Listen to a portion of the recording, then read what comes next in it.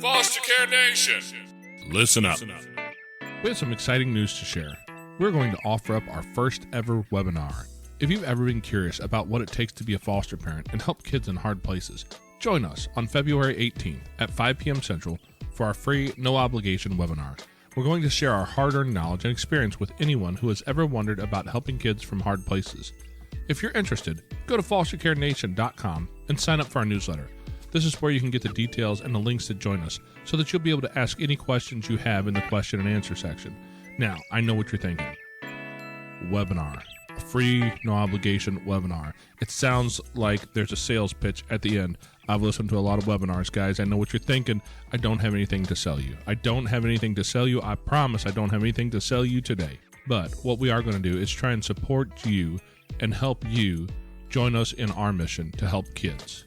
And if that's what you're interested in, come see us. I promise you, we're not selling anything today. We're just going to offer up our experience, our knowledge, and trying to help some people who are interested in helping kids. As you can tell in the background, I have some kids. They're here, they're noisy, and I'm not even going to try and quiet them down at this time, because I am not going to get that down there wound up out there, but you know what, they're happy. And that's what we're looking for. We're just trying to provide a safe place for kids, trying to help them through some of their traumas, some of their things, and make this world a better place. And if you want to join us on that mission, we welcome you to show up February 18th at 5 p.m. Central. Like I said, fostercarenation.com. Sign up for the newsletter, and that's where you'll have all the information come out. Thank you so much.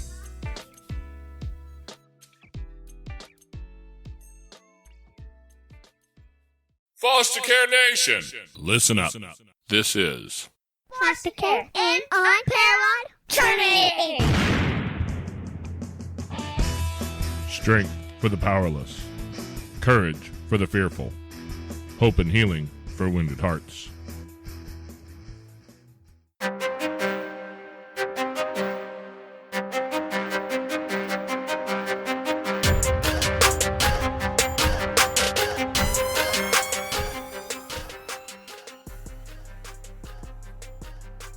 Hello and welcome back to Foster Care, an Unparalleled Journey with Jason. And Amanda. Today's guest is Sarah Salisott. How are you doing today, Sarah? I'm good. How are you? I'm doing really well, Well, you're one of those interesting people I run across sometimes who kind of falls into our world and matches up with some things, you know, like foster family, adoptive family, trying to help people who are trying to help kids and trying to figure out how to help bio families. That's a pretty big order. What in the world? Absolutely. What in the world that made you decide to do all that? I don't think all of it was decided in a day. I think it is an interesting progression, definitely. So my wife and I decided to be foster parents a little over 5 years ago. And it was through our first placement. We welcomed in 2 little boys and we needed help. We needed support. We need a lot of information about trauma and brain development and parenting children who've experienced trauma. And our workers and everyone said, well, you'll figure it out. They're in your house. And that wasn't gonna fly for me. So the last 5 years have been my reaction to that experience. I hear you there. Okay, well, I am in the process of creating a little program to try and help people understand how to get into foster care. And I was doing some research on the questions that people have. Mm-hmm. And just jumping around some of the forums, you just said something that I think answers a question for a lot of people. And I know it's not a huge part, but it's a part because this is life. You said you had a wife. Mm-hmm. Now, the state didn't have any problem with that, I assume. Well, our licensing agency didn't have a problem with it. And our first placement, not an issue. Nobody cared. And we weren't married. So the only part that was really discussed in that regard was if we got to adoption, only one parent would be able to adopt. And that was less because we were 2 women and more because we were an unmarried couple.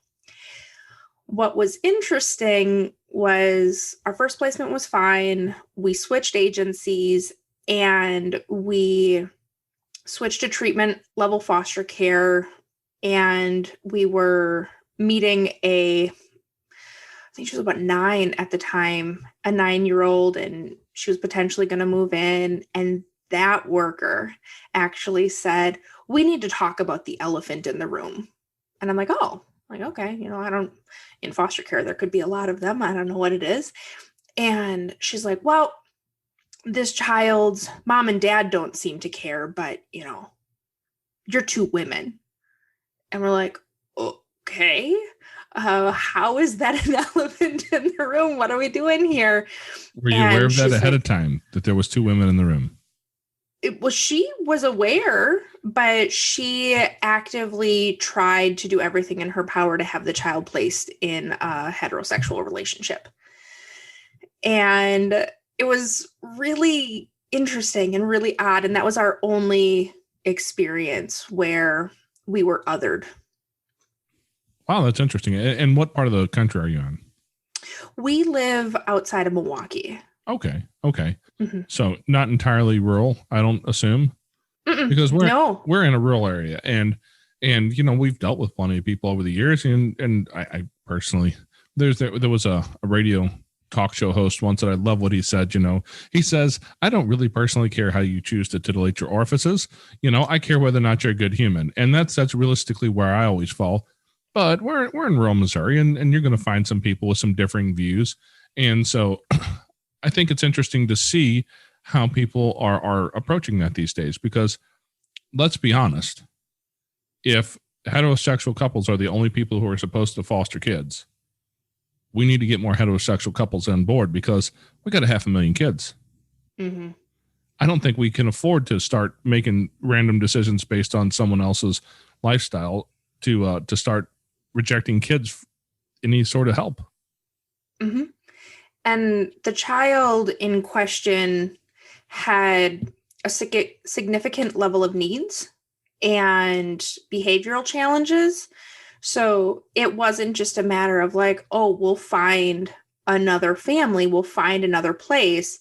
It was a matter of, we need to find the right home to be able to provide the appropriate level of care. So if they would have excluded us, who had like an extensive amount of training in what was necessary, I don't know who they would have found. Yeah. And that's why I'm always blown away when they choose these random things to try and disqualify people on. And the reason I really want to bring it up is because as I was doing some research, I find that question comes up more often than not. What about, my partner? Is that okay? Is the state going to allow that? And I don't have the answer as to what every state does, but it assumes that, your state's okay with it. I'm pretty certain Missouri's okay with it.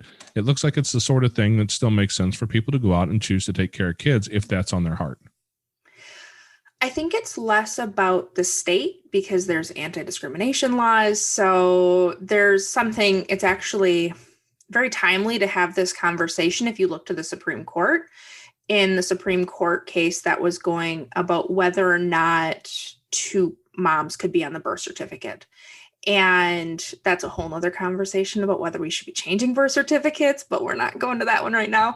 But it's less about the state as a whole and more about the individual organization and the individual placement workers within that organization.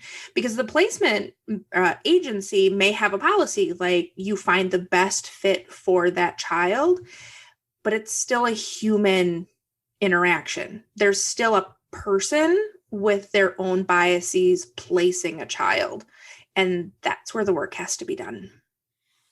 Yeah. Well, I'm glad we can flesh that out just a little bit, just in case anybody does have questions around that. That's something I think it's important to realize, that regardless of who you are, if you're a good person and you're not known for hurting kids and you don't have any sort of terrible violent felonies on your record, that's really what we're looking for, is people who can do that. So, So yeah, that's awesome. You mentioned that you'd had some extensive training in trauma, and that's one of the things that we talk about a lot because our house is full of it. We live in trauma. Okay. And so I totally understand what you say when you mention that, but how about for the listeners? What sorts of trauma are you talking about? What have you seen in kids in care, and how have you used that to help them? So I think There's so many different types of trauma. And actually, I teach a class on trauma. It's even available on my website for download. But there are many different types of trauma, whether it be abuse, neglect, emotional trauma, or anything, generational trauma, historical trauma, community trauma. Like, there's so many different aspects and so many different directions to come from. And I think it's learning how that impacts relationships, how that impacts brain development, how that impacts body responses, and just the ability to respond to different situations. And the books that I have behind me, a lot of them are on trauma and brain development and parenting. That's a big bucket of stuff to learn, isn't it? Yes, it is. I've spent over 1,500 hours consuming content on trauma, attachment, and brain development, and there's a lot more out there. 1,500 hours is a lot, but I'll be honest with you. Sometimes I wonder how much more you learn when you do exactly what you chose to do and became a foster family yourself and adopted a girl. I know you have an adopted daughter in your house, and man, you learn a lot that way too. You do. And I think it's having the children in the home, which is why I wanted to learn, which is why I wanted to grow, because each child as a foster parent, they bring a unique set of positives and challenges into your home, and learning how to respond to that unique blend of their history that you don't know and will probably never know is just worth diving into. And our daughter, we adopted her when she was 16 and a half, and she'd been in out-of-home care for 8 years. And we were not her first placement. I think that's the best way to say that. And just learning all of the information that I've learned helped us to respond well to her in our home. And we haven't experienced the struggles that she's had in other homes previously. And I think it has to do with the fact that sometimes love isn't enough. That's exactly right. Exactly right. Because a lot of people think, oh, I'm going to get these kids and I'm just going to love them and everything's going to be fine. You know, we're going to make it every day and love's going to be there and it's just going to be great. And that's not the case. Yeah. I can't tell you how many different parents I've heard say that they were just going to love them and think that was enough. And it's counterintuitive to say that love is not necessarily all these kids need. We need to educate ourselves. Well, and it's unfair to think that we could just love trauma out of someone when we think of our interpersonal relationships as adults. I can't just love my wife. I need to communicate with her. I need to respect her. I need to help her when she needs help. You know, all of these different things. We do that for our intimate partner relationships. We put in the work or they fall apart. The same thing is true for children. Yeah, that's an interesting correlation you bring up. You know, we go out and we choose our mate, right? At least in this time in this country, we do it. In years past, in other places, maybe they were arranged marriages, but that's kind of what we're doing, an arranged marriage when we work through adoption and foster care, because these kids didn't pick us. Trust me, I've been reminded of that by kids more times than once. Exactly. I've been reminded that by my own bio kids a time or two. But they didn't. And I love the way you said it. You need to put in the work. And they deserve it. So, yeah. Well, and they notice when you don't. Oh, yeah. You know, and they will tell you. Yeah. I mean, kids have no chill. Oh, yeah. Wait, your kids have no chill? Ours are all calm and peaceful.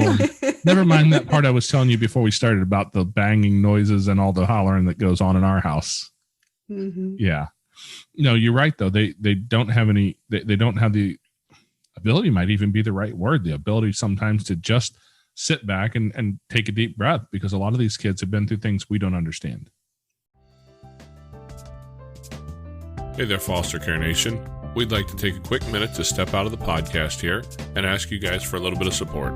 If you could share an episode with people, friends, in a group, with family, anywhere where there's somebody who would like to hear this. Also, if you'd like to join us and support our mission, a couple dollars a month would be really helpful. You can find us on Patreon at patreon.com/fostercarenation. Now back to the show. Well, there's a book that you can take a look at. It's the Plan B approach by Dr. Ross Greene, The Explosive Child. And The Explosive Child, the principles are that children do well when they can. And so when you see maladaptive behaviors, you see explosive behaviors, you see problems, it's not necessarily because they're willfully trying to be disobedient or disrespectful or rude. It's because they're struggling. And if you find out why they're struggling and what help they need, and you fix that problem, you don't have to address the negative stuff. So it's kind of interesting. Yeah. But finding that for a parent is not always the first thing we choose. No. It's not our first knee-jerk reaction, because our parents told us, just sit down, shut up, behave. Kids should be seen and not heard.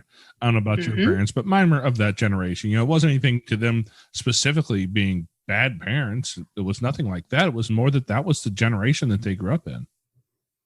Absolutely. It falls into we tell, we yell, we act.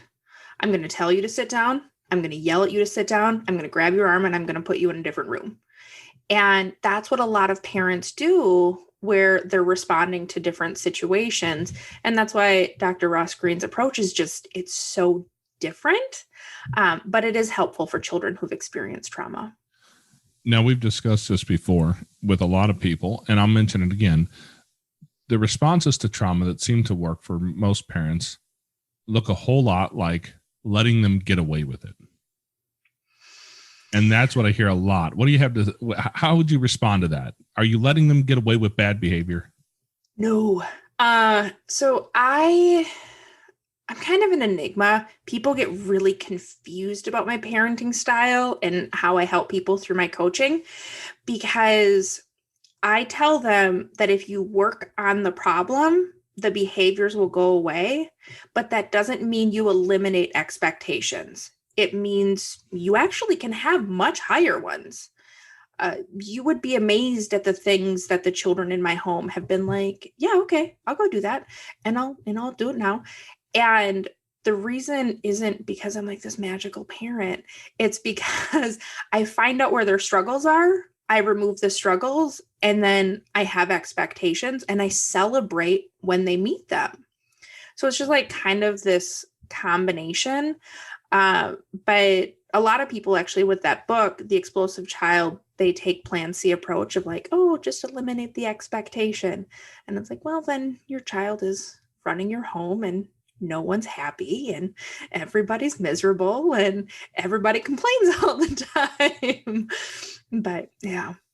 Well, let me ask you, how would you tell people to approach that? Because say you have a teenager who may or may not be a little bit upset at the moment and doesn't really want to work through it, and they don't want to listen to what you have to say, and you're in the middle of that hard moment.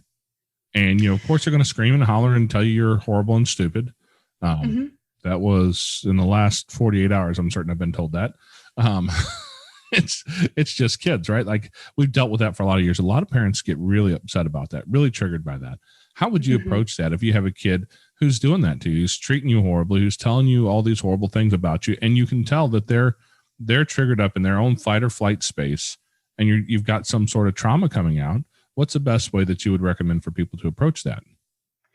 So the first thing is, there's this phrase or it's a meme that goes across the internet about how it's the parent's responsibility to be the safe shelter, not join them in the storm. And I totally messed that up. But you definitely mentioned you have to find out your own trauma response and what you're bringing to the situation.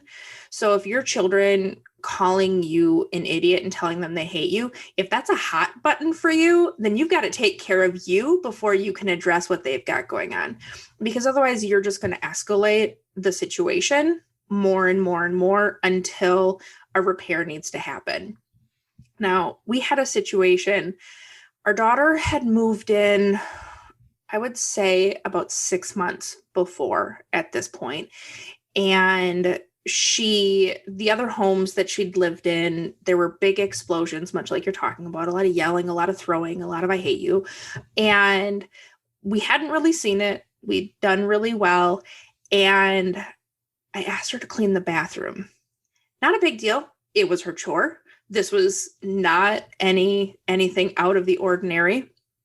And all of a sudden, there was just screaming and yelling and so much anger and stomping around. And I reacted, not responded.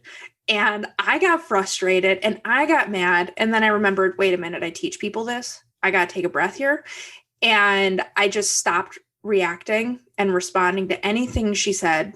And I took 10 deep breaths. And I realized, wait a minute, she's a child. It's my job to teach her how to respond to stressful situations.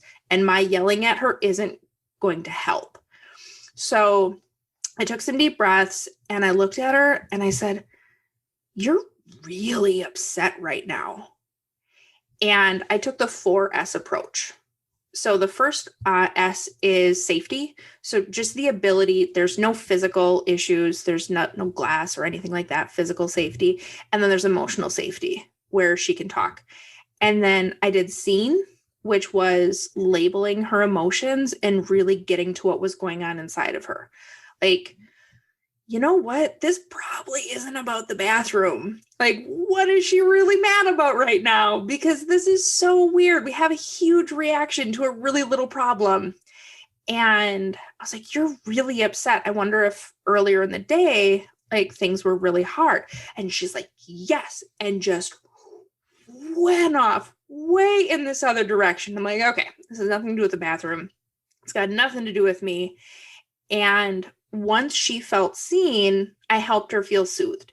That's really frustrating. You're so mad. You don't want to clean the bathroom right now because you feel like things are not fair and life just sucks for you because you had to move to this new city and you're so pissed. And this is all just really, really hard. And helped kind of calm her back down, gave her a little bit of some breathing room, kind of relaxed. We all calmed down, gave her a hug. And I said, okay, so you feel better now? And she said, yep. And I said, great. So go clean the bathroom. And that's where people miss it, is sometimes they do like all of the really great stuff to get calmed down and they don't want to follow through on the expectation. But that didn't go away just because you got upset and we had to like calm the situation down. And because she was heard and understood and she realized that she was still loved, she cleaned the bathroom, did a great job, and everything was okay. And I think that's the really big thing, the 4 S's, and then still requiring the expectation. You know, it's funny as you say that, I'm reminded of a book I read a while back by a man named Chris Voss. I don't know if you're familiar with Chris Voss or not. He has a book called Never Split the Difference. It's read a lot by business professionals, of which I am not one, but it came in really handy because a lot of what he says kind of mirrors what you're talking about. But what Chris Voss, his background, where he comes from, is he is let me get this right. He was the lead hostage negotiator for the FBI's international kidnapping team. He used the same skills with terrorists. Honestly, I see a lot of parallels. Yeah. I'm with you because they're wanting things that don't seem natural or that don't line up to our expectations, and it looks crazy and we don't know what's going on, and suddenly we're dealing with a miniature terrorist in our house. Mm-hmm. Or a terrorist that's bigger than you. Yes. We have a few that are bigger than I. Yeah. I'm not a little guy, and I've got one that's bigger than me. Oh, yeah. Okay. Yeah. We have a son who is, what is he, 6'5"-ish, I think? Yeah, he's a big guy. 6'5", Yeah. like probably 260, 255, something like that. He's a big dude. And let me tell you, he and I have been in those moments, and I've been nose to nose with him. When he was 14, actually, we were nose to nose one day. And I realized at that point, this boy is 14 and he can look me dead in the eye. This is a little bit scary. And I knew none of this stuff at that point. No, we were still learning, and that's one thing that's, I would like to say that we did not get a whole lot of training when we were foster parents, was being trauma informed. We were not. We had to learn that, and we had to learn real quick and fast. And we learned the hard way in several situations.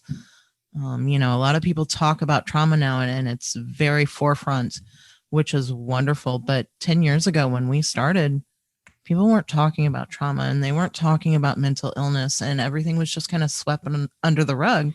And you didn't talk about these problems, and you didn't share them with people, because if you had these problems, you were doing something wrong. As a side note, I think it was almost 13 years ago. We're older than you think we are.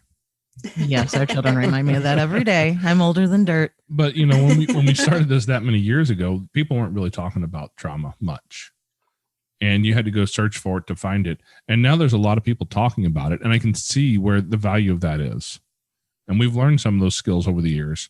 And there's a reason why my kids think I'm calm now. And my oldest boy, who's CJ, is 22 now? Yes. He has stood in this office when I'm dealing with a kid in the middle of a meltdown. And by the time I calmed them down, they walked out, and my son looked at me and goes, "Where was this guy when I was that age?"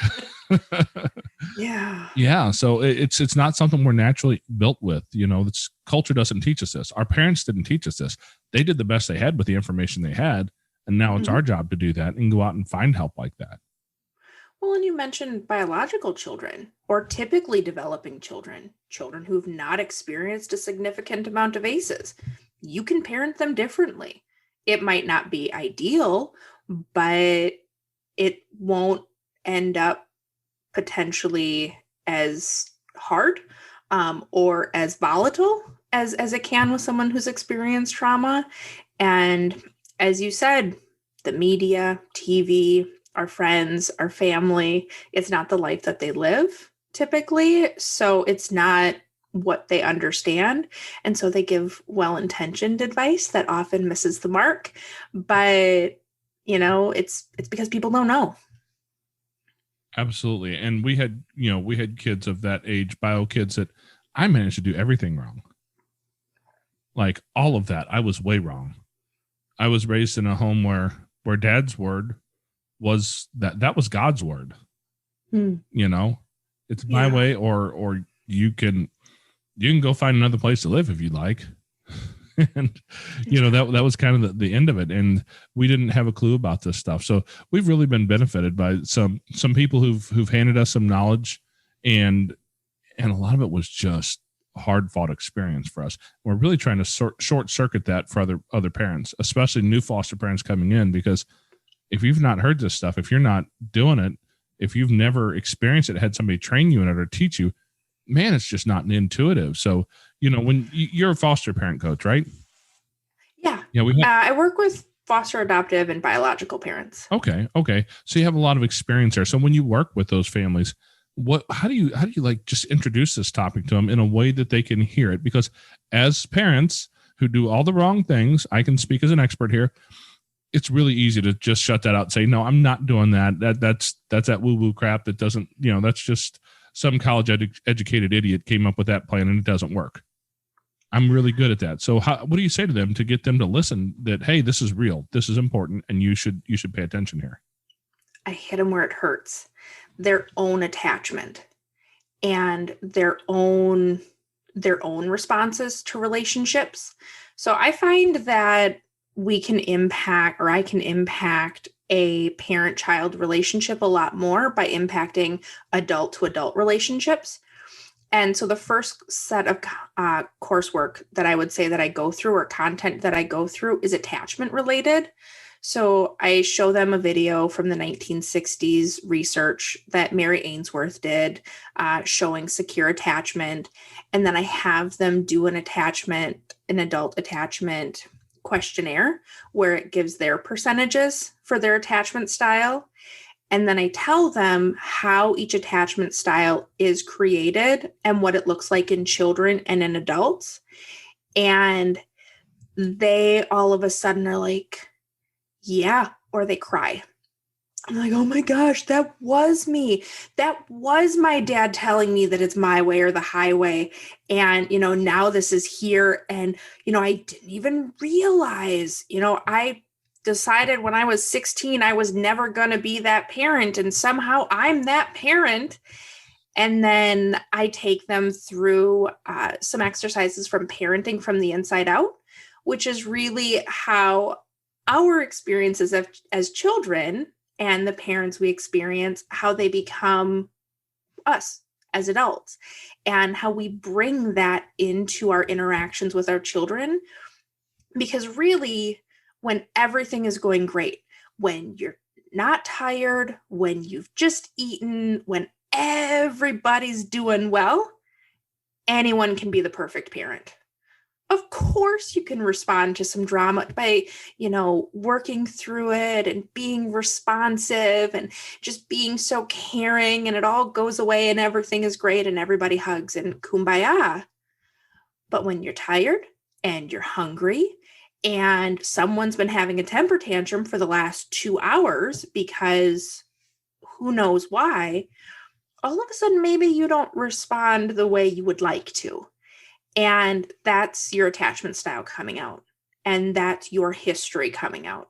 So the majority of the people I work with, I also say they need to be in therapy, because I'm going to take from today and go forward. And a therapist is going to work on what brought you to today. And so that combination really makes a huge difference. Oh, I bet. When you mention attachment style, what does that mean? Hey there, Foster Care Nation. If you'd like to find yourself in a group with like-minded people, head over to Facebook, and you can find us at facebook.com/groups/fostercareuj. We've got a group over there where we talk about foster care, we talk about adoption, and we talk about all the things related. If your podcast player allows it, you can also reach down and hit that subscribe button so you get notified every week when we put up uploads. Every Tuesday, a new episode comes out. We'd love to see you next week. Now back to the show. So your attachment style is your way of relating with other people in the world.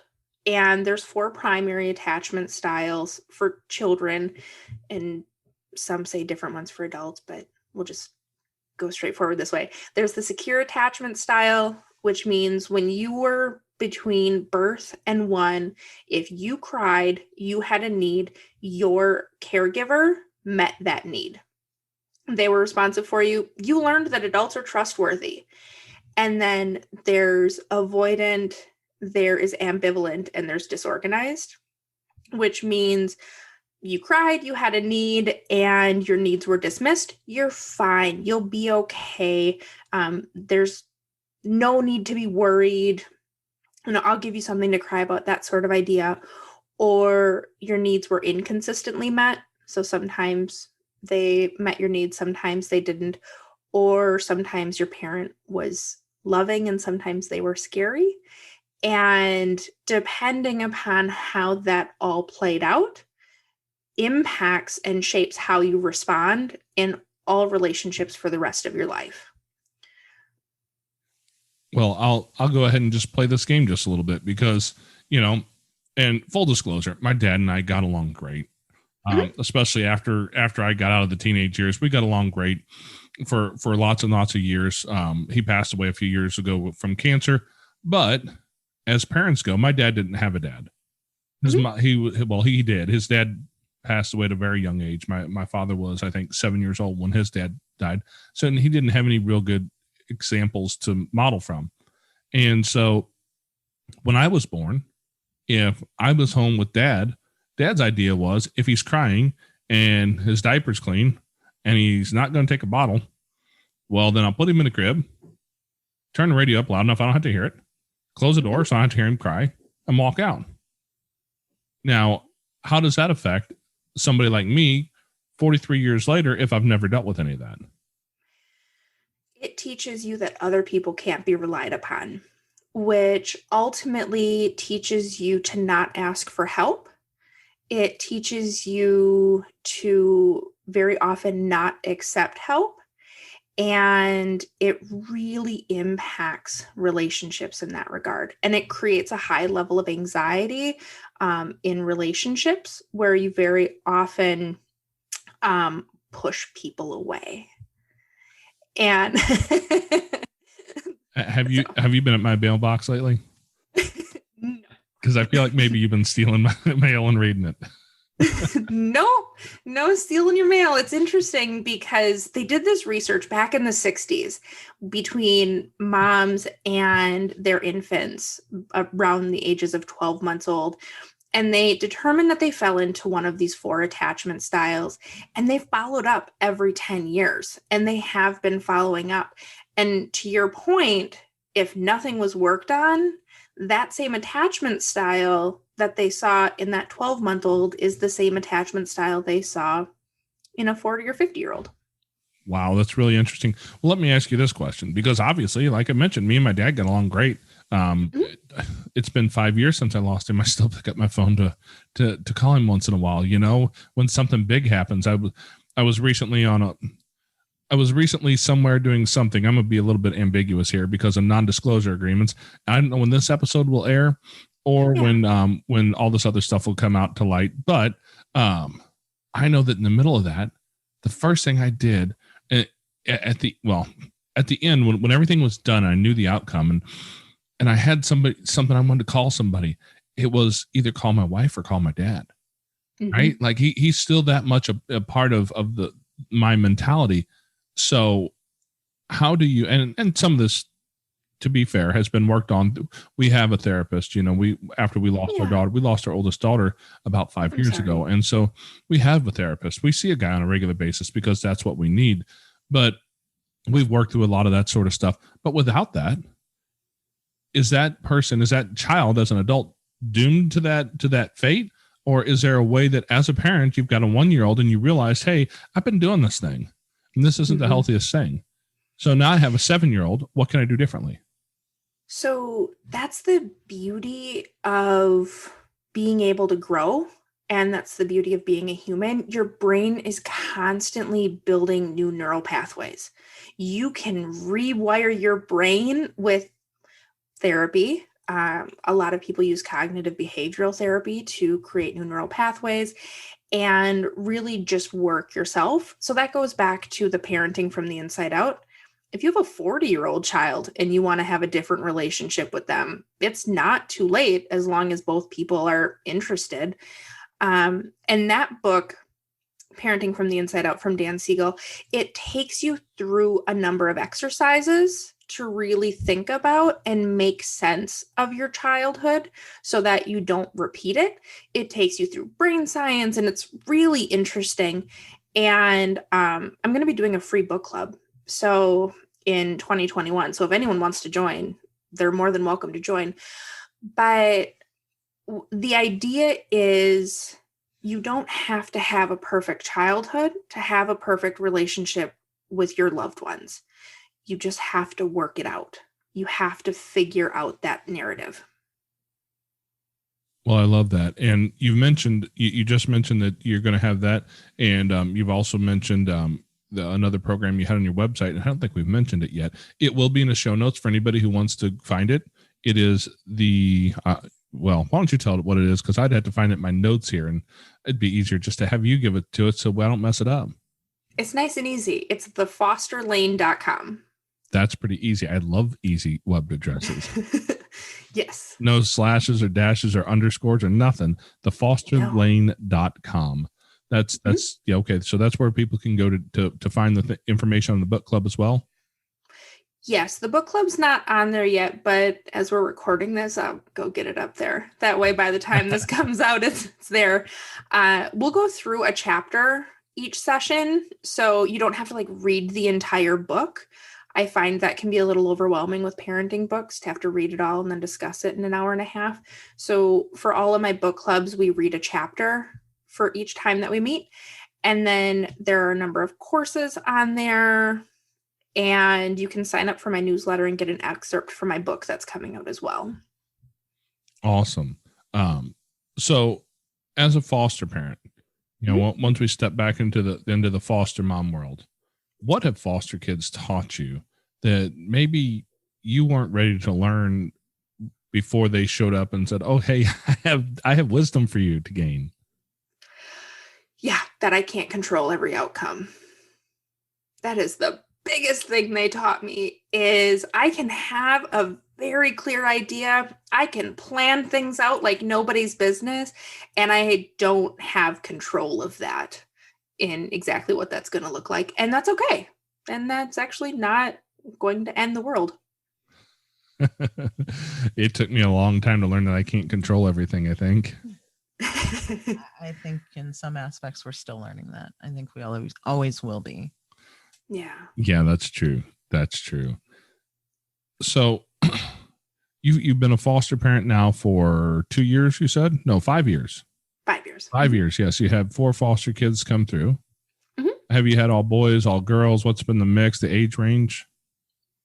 So when we first got licensed, we were like everybody else. We wanted tiny little kids, and we wanted one tiny little kid, and fostering agencies, they don't care. So they called us for multiple sibling sets, and we accepted a sibling set. Their ages were birth to about 5-ish. And then we went through this idea of like, we're not treatment foster parents. Like, we're just regular foster parents trying to figure all of this out. And after those children moved on, we decided, well, I mean, if we're going to be treatment level foster parents, we may as well be licensed as treatment level foster parents. So we went from level 2 foster care, which is just general foster care, just average child that's in the foster care system. And we bumped our license up to level 4, which is children with significant needs. And we were licensed for teenage girls with mental health struggles. And we've had a few of those as well. You were licensed for teenage girls with mental health. With mental health struggles. Mm-hmm. We actively signed up for that. Wow. Yeah. That's a pretty big plate. It is. It is. And we found out that we're actually pretty good at it. So not great. We make mistakes, but we're pretty good at owning up to our mistakes, which goes a long way. You know, I have found so often with my children, when I can admit to my children when I've made a mistake, and I come to them and I say, hey, you know, I didn't handle myself the way I should have, or, you know, I acted in a way that I'm not proud of. You know, our children are pretty receptive of that, because they can learn that I'm a human too, and I'm not perfect, because, you know, people like to think that they're perfect. And we're not perfect. I'm not perfect. I don't always handle situations the way that I should. No, nobody does. And actually, I've given so many book recommendations, but I'm going to give another one. The Power of Showing Up by Dan Siegel. That is quite literally the premise. That you don't have to be a perfect parent to be a great parent. You just have to repair when there's been a rupture in the relationship. Ruptures are going to happen. You're going to make mistakes. You're going to scream. You're going to yell. You're going to walk away. You're going to do something that you don't find ideal, as long as it's not harmful. And you're going to make up for it. And you're going to say like, oh, I made a mistake and I want our relationship to work through it. And that's what matters. Okay. I'm still stuck on the teenage girls with mental health issues. Because I mean, let's just be honest. That's a struggle for most people. Teenage girls can be a real challenge. I'm not saying teenage boys can't be. We've had 5. Well, we have 5 boys. 2 of them haven't got to the teenage stage yet, but teenage boys had their own specific set of troubles anyways. But teenage girls, well, mental health struggles I mean, most people would look at that and go, yeah, I haven't got my sainthood yet. I'm not ready to handle that. So what made you feel like that was the place where you needed to be? We met a child. We met a a teenage girl with mental health struggles. She came to our house for respite, and respite, state paid babysitting. Like, she came to our house for a number of weekends and a number of holiday breaks and things along those lines. And it just, seeing her be calm and have a safe place meant something, and it mattered. And like you said, I have a lot of knowledge in my back pocket. And so I was able to respond to a lot of the bigger things that came out. And I realized that I'm actually pretty good with those big, hard conversations and those big, scary conversations. And the last point really is what you said. Nobody wants teenage girls. Nobody wants teenage girls with mental health struggles. And so if we hadn't met this child, we probably would have stayed fostering littles, and we would have stayed fostering littles for a really long time. And she truly changed the trajectory of our life. And she eventually joined our family, and she eventually was adopted by our family. So. Wow. Well, and I mean, we've said it before, with each child that has come to our house, we have learned something different. You know, each child has taught us something specific that we didn't know before, we didn't understand. And kids have a way of doing that. They have a way of opening our eyes and opening our hearts. And that's really awesome that she did that for you and your wife. She's actually the reason I'm a parent coach. And she's the reason I'm a parent coach to biological parents, because she taught me the importance of families of origin and honoring families of origin, and that there's not a lot of support for them as well.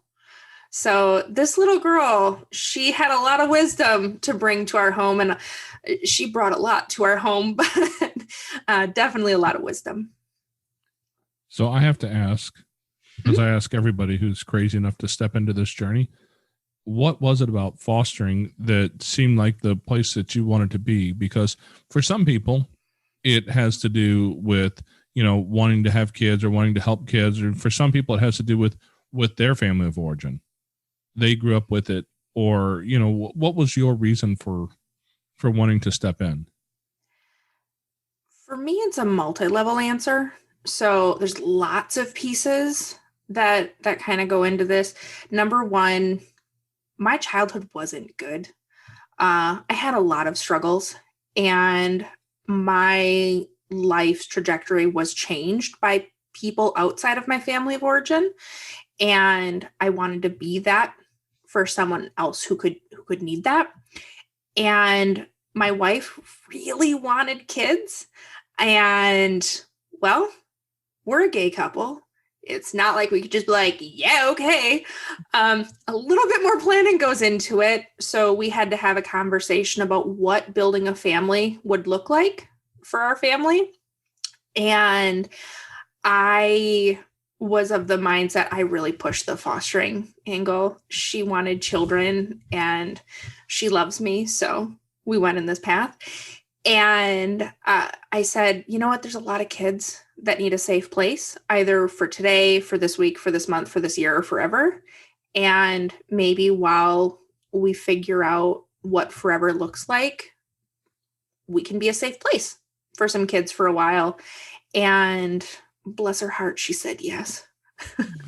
Well, that's awesome. So when I know you said you didn't have an awesome childhood, were you ever in foster care yourself? No, I was not. Okay. It's really interesting because your story mirrors my wife's story. She was never in foster care. She should have been, but she was never picked up into that system. And that has a lot, I think, to do with the reason why we're where we're at right now. Well, absolutely. You know, because there was a few choice people outside of my family that had they not have taken an interest, my life probably would have went in a completely different way. You know, I was not set up for success. That's one way of putting it. And without diving off, yeah. try that again without diving off into our own therapy session there. That's probably a really good description of it. Yeah. Well, you mentioned a couple things before I wanted to step back to. You mentioned ACEs, and I think that's something important. I know what that is, I think, but I would rather have somebody talk about it who knows what they're saying for sure. So why don't you just explain that to the listeners, what ACEs are and how that impacts kids? Absolutely. So ACEs is an acronym for Adverse Childhood Experiences, and it's a questionnaire. It's a standardized questionnaire. There's 10 questions you answer. Has this ever happened to you as a child? Yes or no. And a couple of the questions, it's, has either of these things happened to you? Yes or no. Every yes is an ACE. And a lot of people have only had one adverse childhood experience. Maybe their parents got divorced. Maybe a parent was incarcerated. Maybe there were other struggles. They moved around a lot, things along those lines. And the children in foster care system have often experienced 4 or more adverse childhood experiences. And the reality of the situation is coming into foster care is also an adverse childhood experience.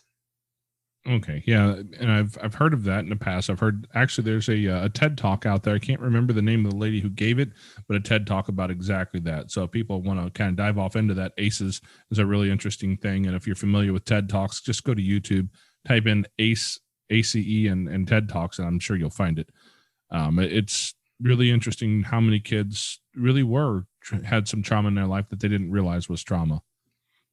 You also mentioned that part where you're learning with your kids how to react versus respond. Can you define those two? Because I think a lot of people don't understand the difference.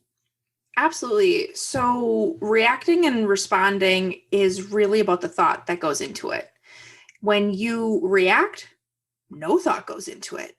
Naturally, we react to situations. If I'm crossing the street and a car is coming and I see that car, I'm not going to think about like, oh, I don't want to get hit by this car. So I'm actively going to take a couple steps back. I'm going to react and I'm going to jump. I might hurt myself because when you're reacting, you're not necessarily thinking everything through. You're just trying to get out of that situation, or you just have a natural reaction. And for a lot of people, it's fight, flight, or freeze, and or faint, depending upon your thought process on that. And so a lot of people react by fighting. If I come at you with something, a lot of people react with defensiveness or anger or frustration or throwing things or punishments or things along those lines. Some people react by freezing. They shut down, they gloss over, they don't respond at all. You can be like, hello, are you there? What's going on? And some people run.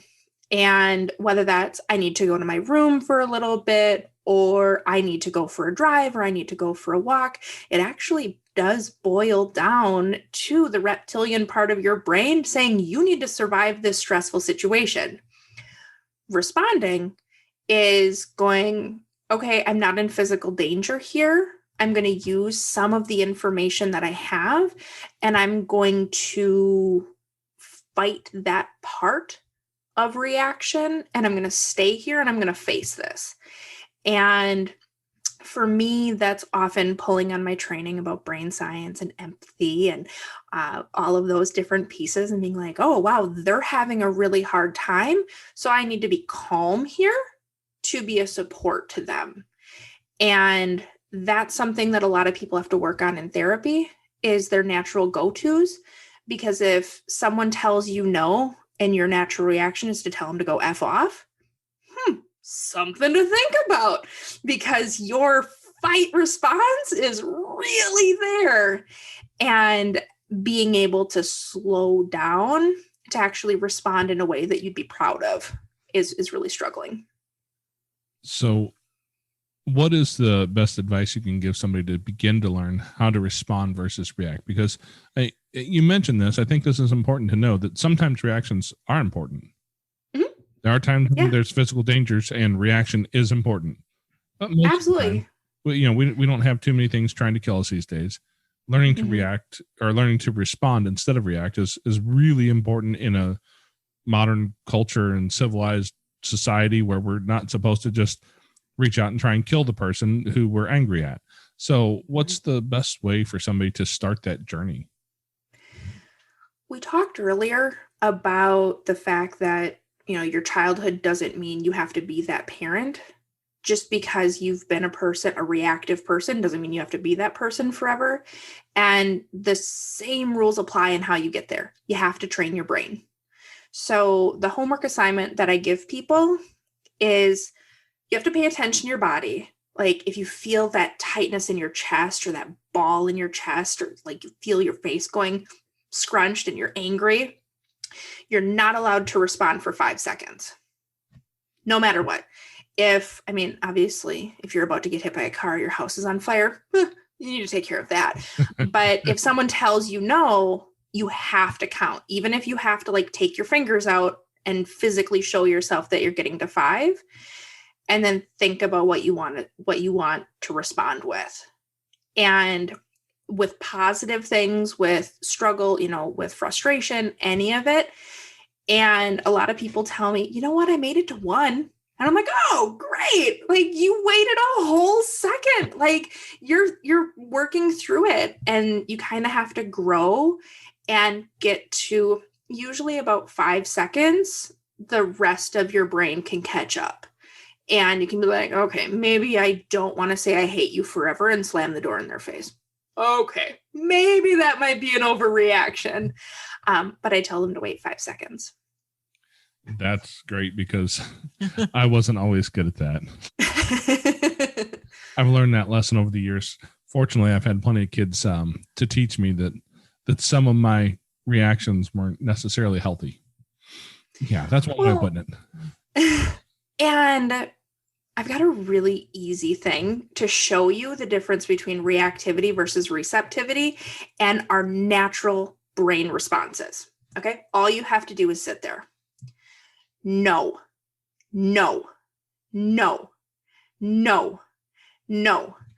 What did your body start doing there? If you could feel in your body, what did it start to do? Oh, I start to have some muscles tense. I know that. Yeah, tensing up. Mm-hmm. Yeah, like your muscles tense up, your stomach might get a little frustrated, your heartbeat quickens. Your body is reacting to that. Now, if I say, yes, yes, yes, yes, yes, how does your body start to respond? Definitely feels a lot lighter. Mm-hmm. Yeah. Yeah.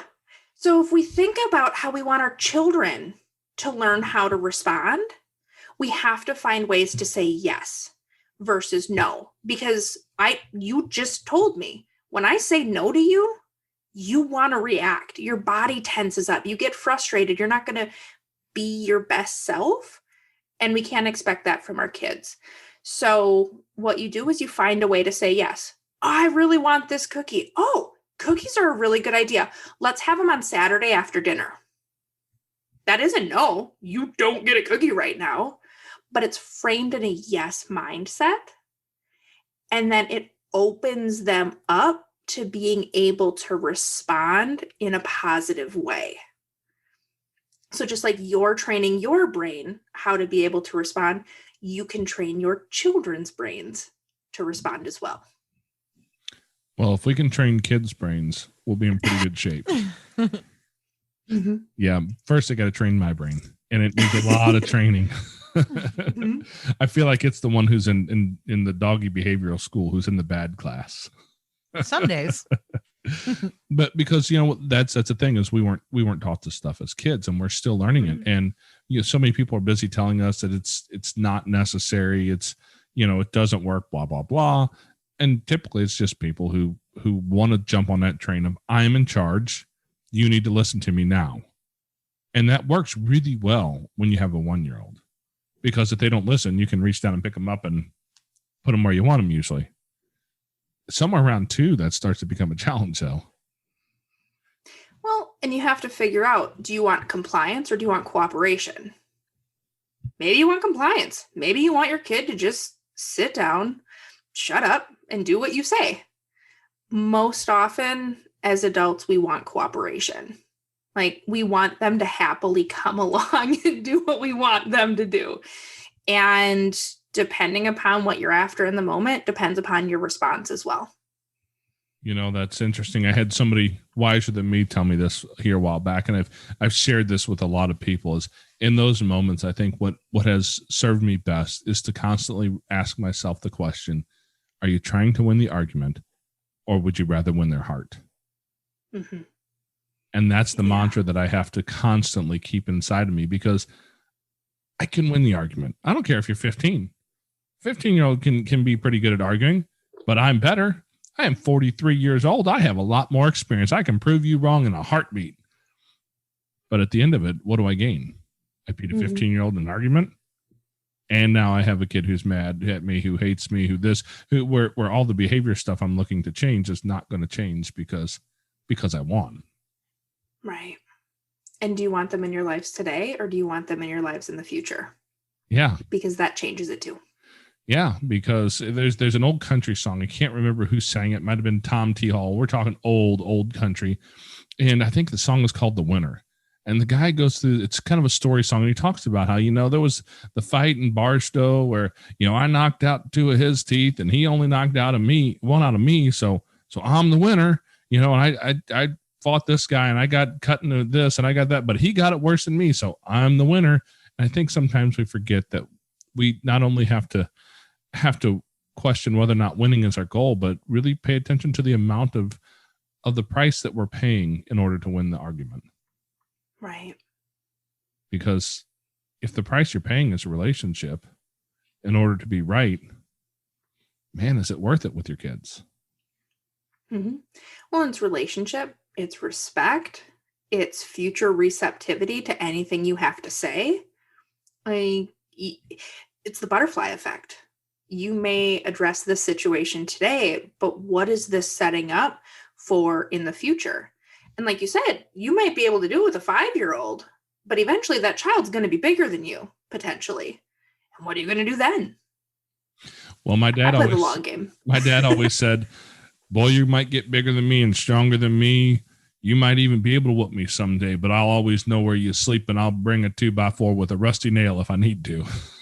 Well, there you go. But that's the mentality he was raised with.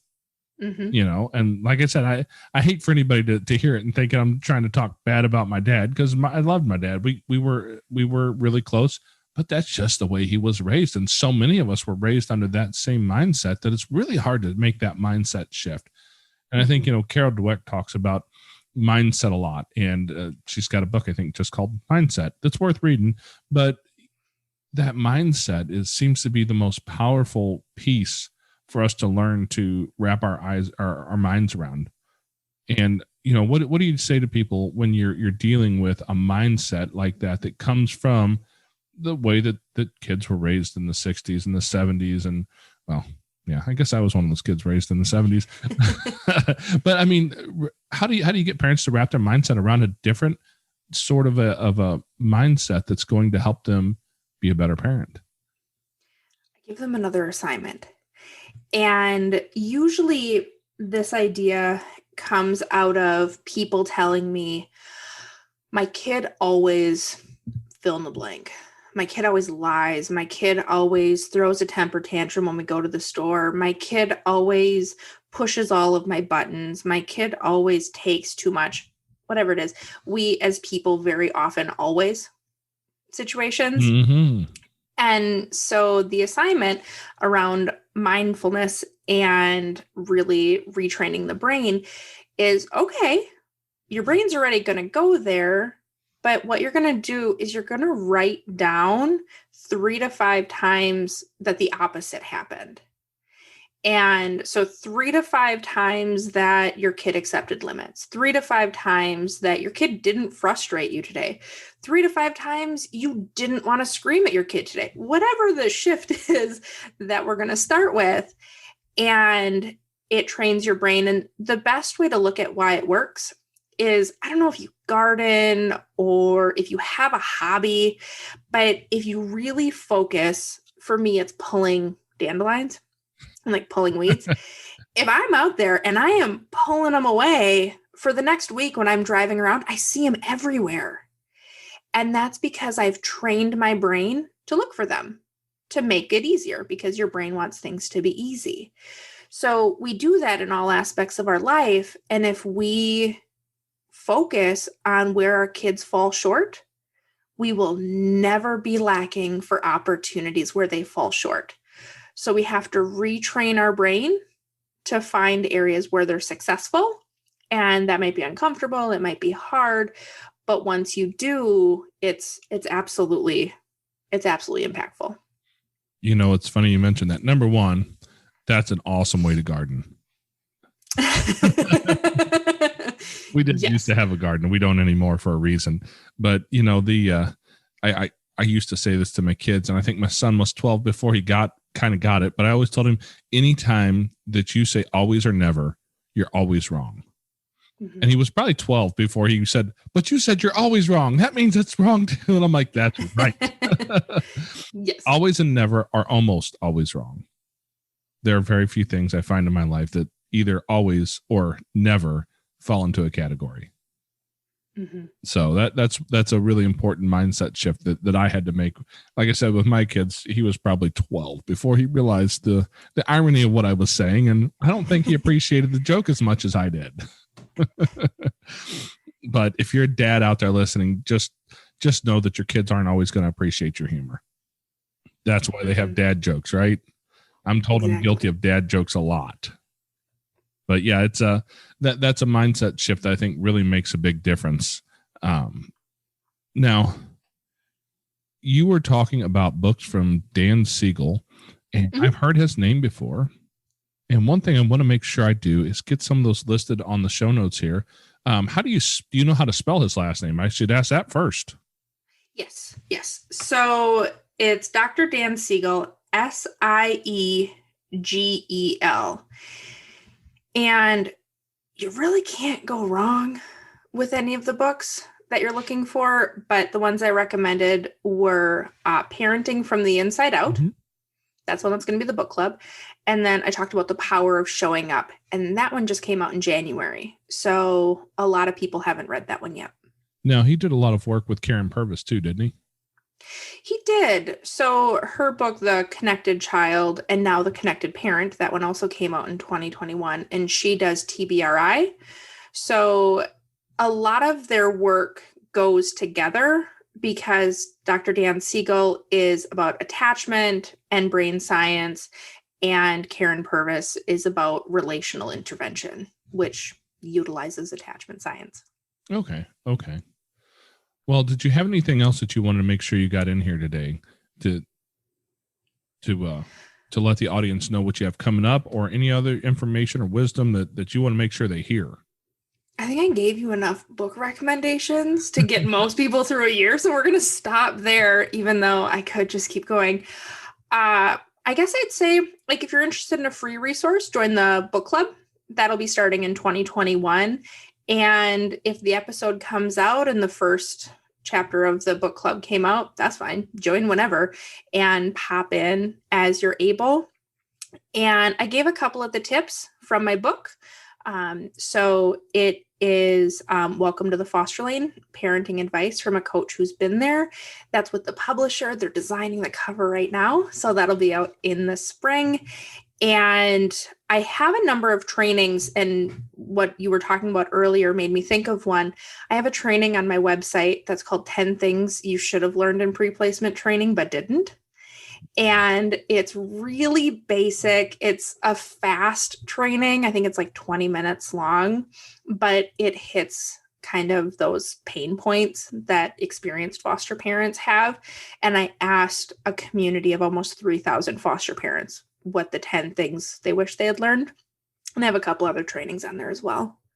Great. We'll make sure we get them in there. Amanda, did you have any other questions before we could bring this to a close? I don't think so. It's been wildly interesting, though. Well, I do have a couple questions I'd like to throw in here right at the end. If you had a magic wand to fix one thing in the foster care and or adoptive system, what would you fix first? Saviorism. The idea that we're here to save the children. I would fix that in a heartbeat, and I would be happy to stop there.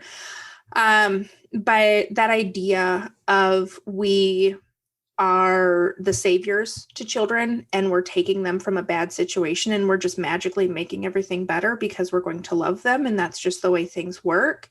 That is the perfect recipe for more trauma for both the foster and adoptive parents and the children.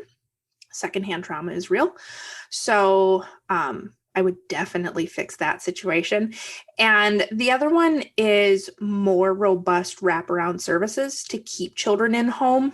And because there is significant trauma in children coming into the foster care system, there is a time and a place. Obviously, I'm a foster parent.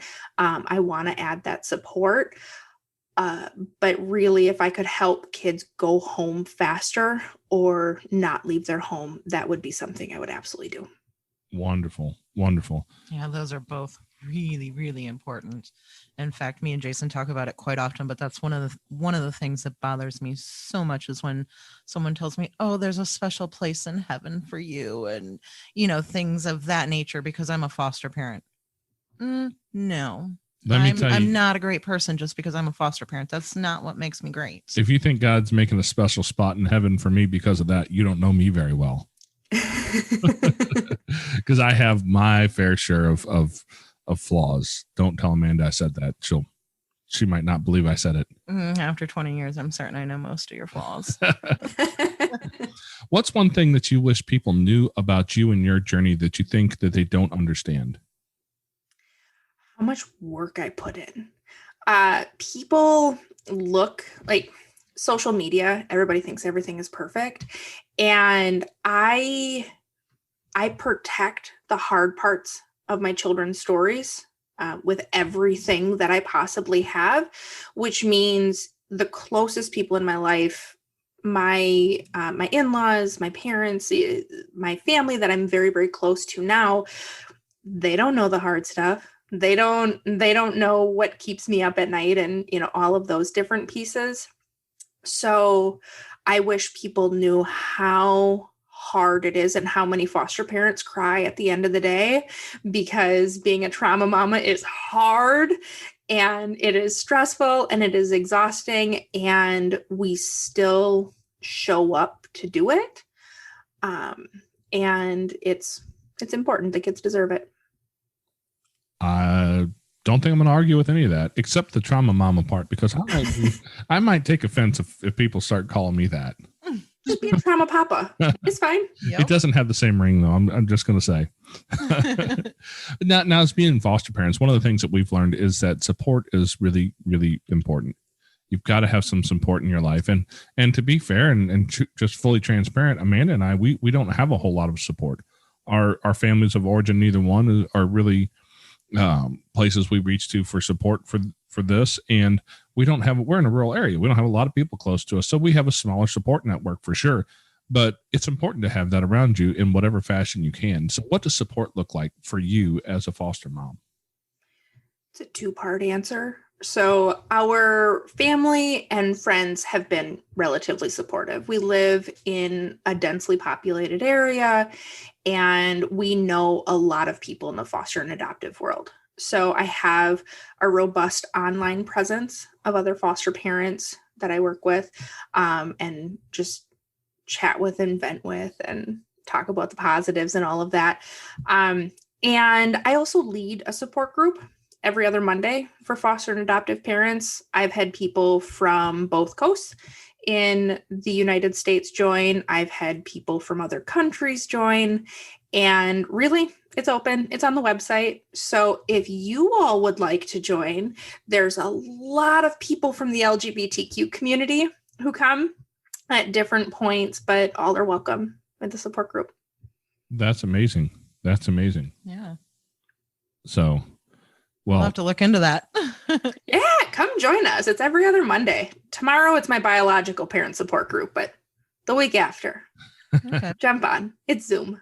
Yeah, you will. And that's the amazing thing about this whole COVID thing. Everybody wants to talk about the bad stuff, but COVID has taught us that we don't have to be next door to be with each other. Mm-mm.